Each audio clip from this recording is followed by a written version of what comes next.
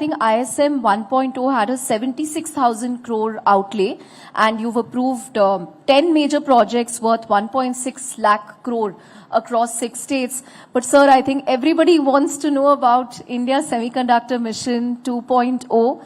I think METI Secretary Krishnan said some weeks ago at Semicon India that, we are in the final stages of drafting this. Any more details that you can share, sir? What can we expect in the second phase in terms of outlay? There are various numbers going around in the market, but anything that you can share with us in terms of its ambition and scope? I mean, as a bureaucrat, it's not my, business to announce a policy or to announce a budget number before it is actually announced by the government.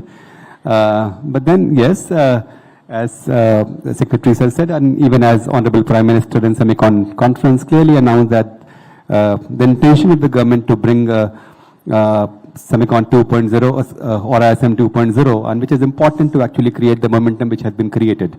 This is it's a marathon industry. I think you cannot commit an investment of $10 billion at one point in time and suddenly then shut off the support later on. The world over, in any part of the country, if you look at that, it has been heavily supported by the government because of the nature of the industry as such.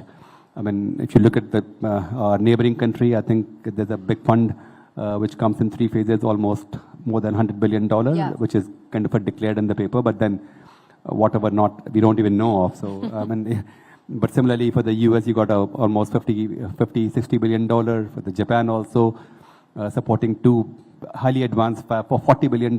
So that's the kind of support which has been, and remember, those are the countries, which have a very highly mature semiconductor ecosystem already in place.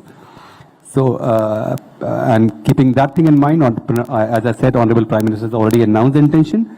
We are in active consultation with the stakeholder, and yes, it's work in progress, but I think you'll get the details soon. The larger focus is to move beyond the fabs and the ATMP plants, to focus more and more on the ecosystem play, to focus and more on the chips, to focus and more on the modules, which are the very low-hanging fruit, but which actually create the demand for the Indian chips.